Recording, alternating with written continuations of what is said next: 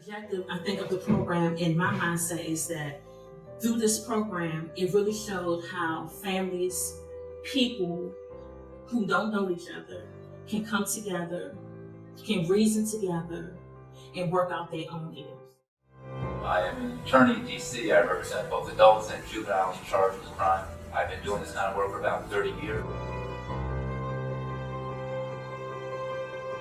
I find that my clients respond positively to the process, having the ability to be heard at the table, to discuss sort of what their version of what happened, how they were feeling about it. Restorative justice gives them an opportunity to sort of open up and talk about things on a wider scale. So it's good for them, I think. When the families came together, we were seated in a circle, which I thought was really, really good, because it gave everyone a chance to just kind of open up and to face one another and to really deal with the issue at hand. Help them. Sit down and talk to them. Let's talk it out. Let's see how we can get through this. Let's see how we can change our attitude and help each other so that we won't run into this kind of situation again. Having them sit down and speak with a victim, hearing from a victim firsthand about how that victim went through the process, or what it meant to them to be robbed, to have property taken from them, to be physically assaulted. All of a sudden, the client can't help but feel some empathy, some responsibility. I have yet to have a client who has come out of this process and complained about it. Also, it would give my son an opportunity to apologize for what he had done, and also kind of feel that regret, feel the regret for what he did, and to kind of talk about it and discuss why it happened in ways that it could have been avoided. And I feel like it was an excellent opportunity for him to really pull himself together, to recognize what he did and to pull himself together. And he's still in the program, and since he's been in the program, he has shown tremendous maturity and improvement in school, in his relationships with family and friends. He knows what he did was wrong. He knows he doesn't want to go back down that road with the court system. So I was a bit skeptical because I wasn't sure that victims truly would want to participate in this program or in restorative justice, because they have to basically face the person who committed the offense. I felt like it was also an easy way out for offenders as well. But what I've learned in my experience is that, one, for offenders, it is not an easy way out, because they do have to face this person who they've committed this harm against. It's not an easy thing to do, to admit that you're wrong. Well, to have power in a case for a victim is extremely important in my experience, because the offense started with them not having power and not having control. And then after the offense, they may still feel like they don't have that power and control. So restorative justice is a way for them to regain that power and that sense of control that they lost, which they can take with them moving forward. I was just glad that you decided to have that circle, because at that point, it was an opportunity for her to express how she felt. Now, I know how she felt when she came home, and we talked about it just that one time.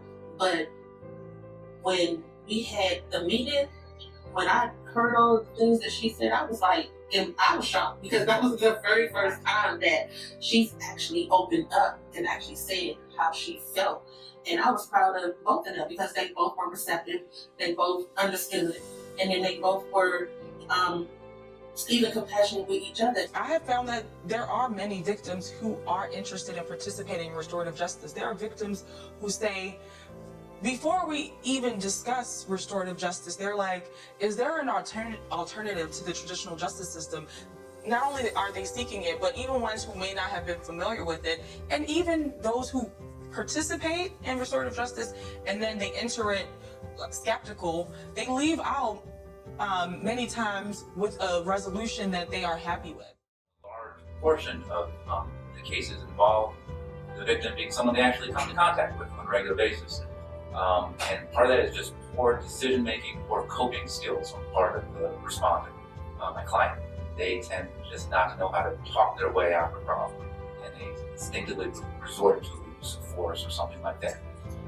It's always gratifying as part of the Restorative Justice program to see my client be able to repair a relationship with someone who they're going to be seeing on a consistent basis. Yes, and at the end of the conference, we came in together, and it was a little anxiety, and but by the time we finished, when the conference was over, everyone was happy. It was like everyone felt confident that my son wouldn't do anything like that. They felt safe. Our kids still go to the same school. As a matter of fact, my son and the victim, they're friends now. I'm Jason Dixon with Metro Transit Police, and I've been with the Transit Police for about 10 years, going on 11. At that point, I knew he was in a world of trouble because the charges that I was going to bring to the table, assault on a police officer, resisting arrest, these were big charges.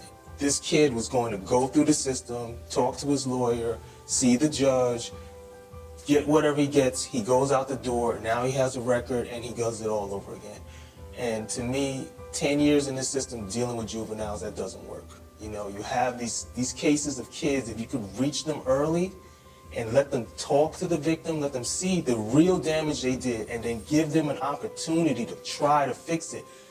I needed this young man to look me in the eye, tell me why he did what he did, tell me if he was truly sorry. Really blew my mind. I'm like, this is the young man that put me in the hospital. And here we are conversating, talking, laughing, and I could bring him to my house, introduce him to my family, and wouldn't have a problem taking him to a cookout or something. And vice versa, and like I said, the regular way of doing things, you wouldn't have this result. You would have a bitter juvenile put through the system, still not understanding what he or she did wrong, and then probably going to repeat what they did because now they have a chip on their shoulder. This program is to me it's long overdue. It's something that has been needed for these kids for a long time. Restorative justice, if it's handled properly, and if both parties buy into it, at the end of it, both parties walk out with the understanding that something bad happened, but amends have been made, and now we move forward. And this is a much better way when you're talking about repairing the community.